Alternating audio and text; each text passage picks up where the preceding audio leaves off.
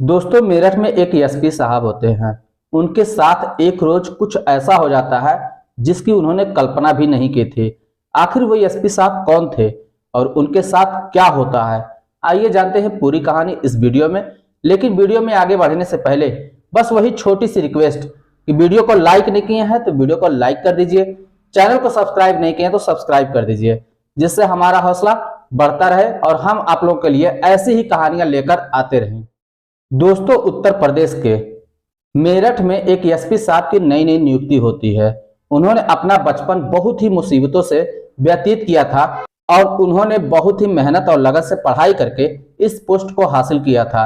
जब वो बचपन में ही थे तभी उन्होंने सोच लिया था कि मैं जब बड़ा हो जाऊंगा तो मैं एक बड़ा ऑफिसर बनूंगा और मैं ना किसी को रिश्वत दूंगा ना मैं किसी से रिश्वत लूंगा, कहीं पे गलत नहीं भी होने दूंगा, मैं अपने पोस्ट का गलत फायदा कभी भी नहीं उठाऊंगा। और इसी क्रम में उनकी नियुक्ति उत्तर प्रदेश के मेरठ जिले में हो जाती है। वो अपने फैमिली के साथ अपने सरकारी आवास पर रहते हैं। उनकी फैमिली में उनका एक लड़का, एक लड़की और उनकी एक पत्नी होते हैं। केवल 4 लोग होते हैं। एसपी साहब रोज सुबह सुबह उठते हैं और अपना रोजमर्रा के कामों को करके फ्रेश हो जाते हैं। उसके बाद वो अपने ऑफिस निकल जाते हैं। ऑफिस जाने के बाद वहां पे दिन भर काम करते हैं, फाइलों को देखते हैं, लोगों की समस्याओं को सुनते हैं और उनका निवारण करते हैं। जब शाम होती है तो फिर वो अपने ऑफिस से अपने आवास पर आ जाते हैं। यही उनका रूटीन था और इसी रूटीन से उनकी जिंदगी बहुत ही आराम से बीत रहे थे। एक दिन उनके घर शादी का एक इनविटेशन आता है और उसमें इनको बोला जाता है कि आप पूरे फैमिली के साथ आएंगे, आपको आना बहुत जरूरी है। एसपी साहब ये बात जाकर अपनी पत्नी से बताते हैं तो उनकी पत्नी बोलती हैं, ठीक है, आप ऑफिस जाइए, ऑफिस से जल्दी घर आइएगा ताकि हम लोग उस शादी को अटेंड कर सकें। एसपी साहब बोलते हैं, ठीक है, मैं ऑफिस जाता हूं और जल्दी से जल्दी काम करके निपटा के मैं चला आऊंगा। एसपी साहब अपने ड्राइवर को बोलते हैं और कहते हैं, ड्राइवर गाड़ी निकालो और मुझे एसपी ऑफिस पर लेकर चलो। ड्राइवर गाड़ी निकालता है, एसपी साहब को गाड़ी में बिठाता है। उसके बाद ऑफिस के लिए रवाना हो जाता है। वहां पे एसपी साहब पहुंचते हैं और अपना काम करते हैं, फाइलों को देखते हैं, लोगों की प्रॉब्लम को देखते हैं और उसका हल करते हैं।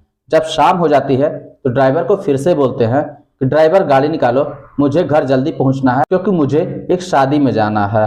ड्राइवर गाड़ी निकालता है, एसपी साहब बाहर आते हैं और गाड़ी में आकर बैठ जाते हैं। अभी गाड़ी थोड़ी दूर गई थी तब तक उनकी गाड़ी खराब हो जाती है। गाड़ी बंद पड़ जाती है। ड्राइवर गाड़ी से उतरकर गाड़ी को देखने लगता है तो उसके इंजन से कुछ धुआं निकलने लगता है। ड्राइवर एसपी साहब से आके बोलता है, साहब गाड़ी खराब हो चुकी है और इससे बनने में काफी टाइम लगेगा। इस पर एसपी साहब बोलते हैं, अरे देखो, कोई रास्ता निकालो, किसी से गाड़ी मांग लो क्योंकि मुझे शादी में जल्दी पहुंचना बहुत जरूरी है। समय भी काफी हो चुका है, समय बचा भी नहीं है कि हम लोग रुक के गाड़ी को सही करवा लें। ड्राइवर ऐसा ही करता है, वो जाता है और एक लोगों से गाड़ी मांगता है। जिससे वो गाड़ी मांगता है वो एसपी साहब के ऑफिस में ही काम करता है व्यक्ति, और उससे वो ड्राइवर गाड़ी मांग लेता है और बोलता है कि हमारी गाड़ी खराब हो चुकी है और एसपी साहब को उनके आवास पर छोड़ना है।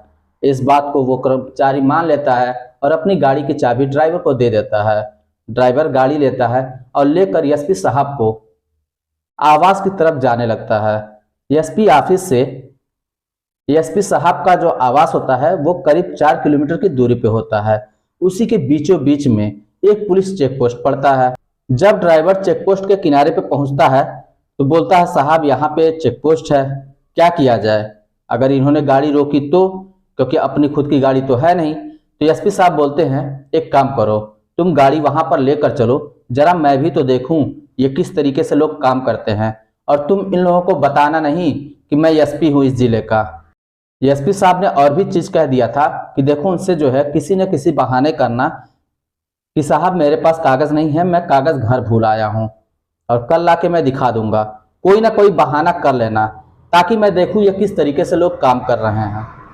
ड्राइवर जाता है, गाड़ी को चेक पोस्ट पर रोक देता है। वहां पे एक पुलिस वाला आता है और ड्राइवर से कागज मांगने लगता है। ड्राइवर बोलता है, साहब मेरे पास कागज नहीं है, सारे कागज कंप्लीट हैं, मगर मैं अपने कागज को घर पे भूल आया हूं, मैं कागज ला के आपको कल दिखा दूंगा, अभी आप मुझे जाने दीजिए। मुझे बहुत ज़रूरी काम है। पुलिस वाला नहीं मानता और कहता नहीं, तुम्हें कागज़ तो दिखाने ही पड़ेंगे, वरना हम तुम्हारी गाड़ी को नहीं जाने दे सकते, नहीं तो तुम्हें कम से कम 5,000 रुपये का फाइन भरना पड़ेगा। ड्राइवर बोलता, साहब जब सारे कागज़ मेरे पास हैं, हाँ ये बात अलग है कि मेरे पास कागज़ यहाँ पे नहीं है, मेरे घर पर हैं। आप एक काम करिए, मेरा नंबर ले लीजिए, मैं घर पे जाऊंगा और सारे कागज़ लाके आपको दिखा दूंगा। लेकिन पुलिस वाले मानते ही नहीं है, बोलते हैं मैं नहीं जाने दूंगा जब तक तुम फाइन नहीं भरोगे। अब एसपी साहब अंदर बैठे बैठे सारी बातें सुन रहे थे।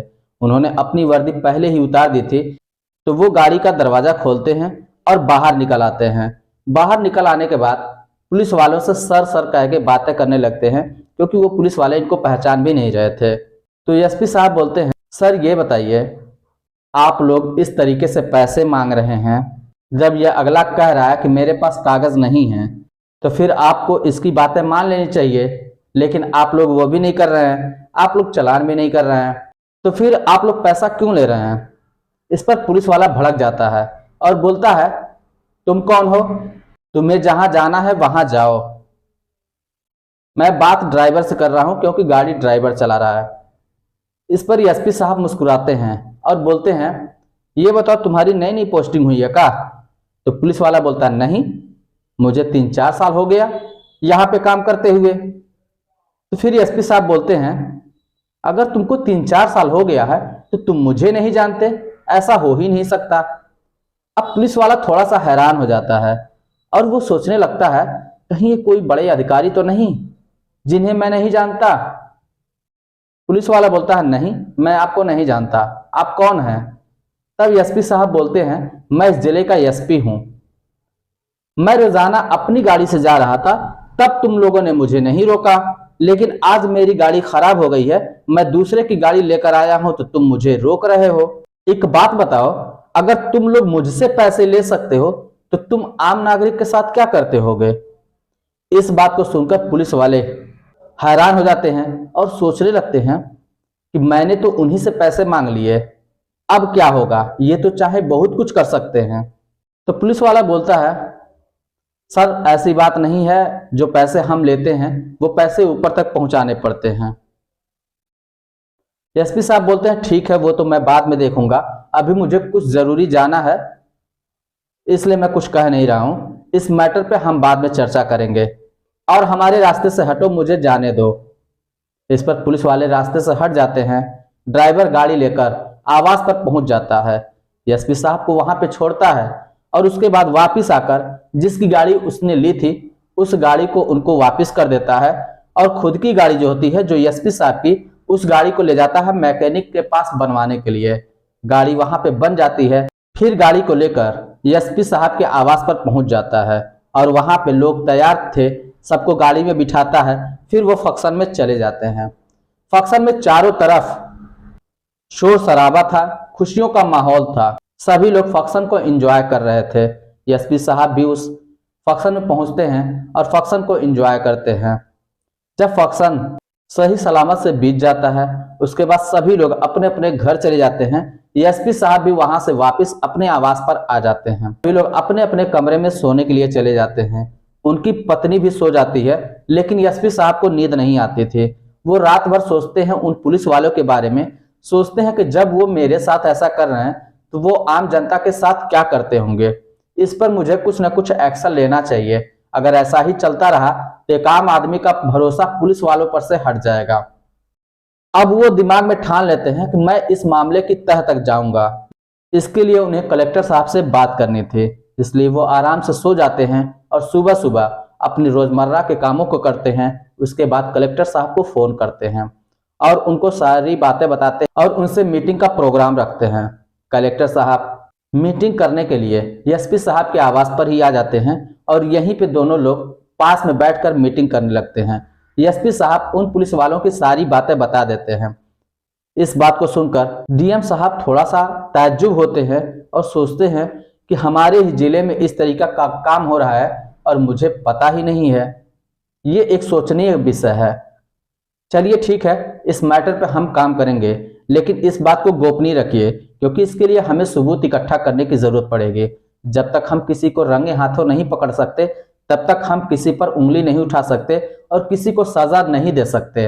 ये बात कहकर डीएम साहब वहां से अपने आवास पर वापस चले जाते हैं। अब वो जब रात में सोते हैं तो वो उन पुलिस वालों के बारे में सोचने लगते हैं।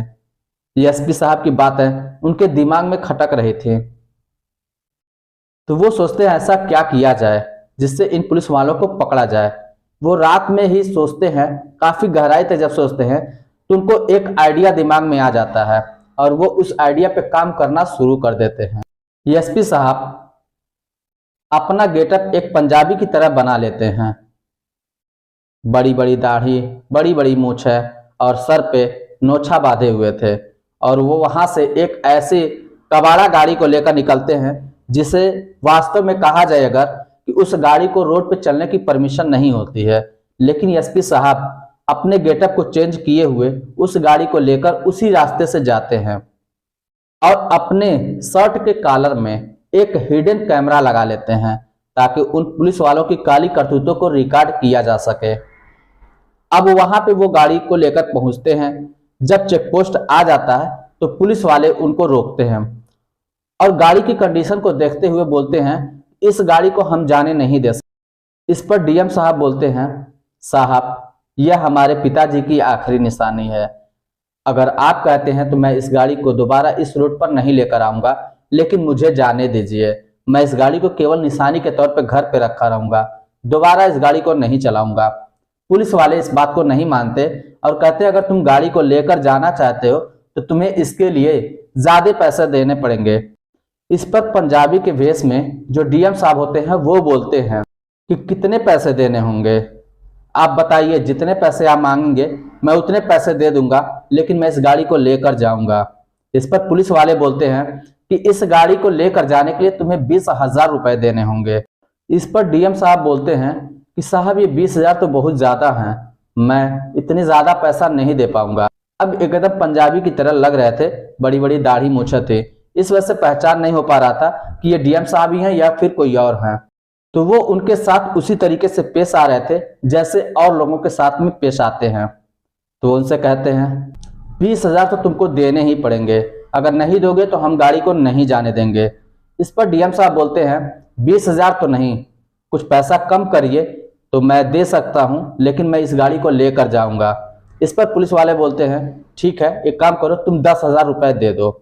डीएम साहब अपने बगल वाली पॉकेट से 10,000 रुपए निकालते हैं और पुलिस वालों को दे देते हैं। पुलिस वाला बोलता है ठीक है, जल्दी से यहाँ काम करो, गाड़ी लेकर जाओ और किसी को कानों कान खबर नहीं होनी चाहिए और दोबारा इस रोड पे आना नहीं।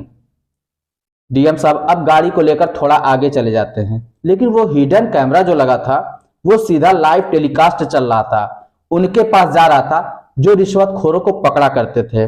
जब पुलिस वाला पैसा ले लेता है तो रिश्वतखोरों को पकड़ने वाली टीम तुरंत वहां पे आ जाती है और अपने साथ एक डिब्बे में केमिकल लेकर आती है और इस पुलिस वाले को उसका हाथ पकड़कर उसका हाथ उस बाल्टी में डाल देते हैं, जिससे इस पुलिस वाले का हाथ कलर हो जाता है।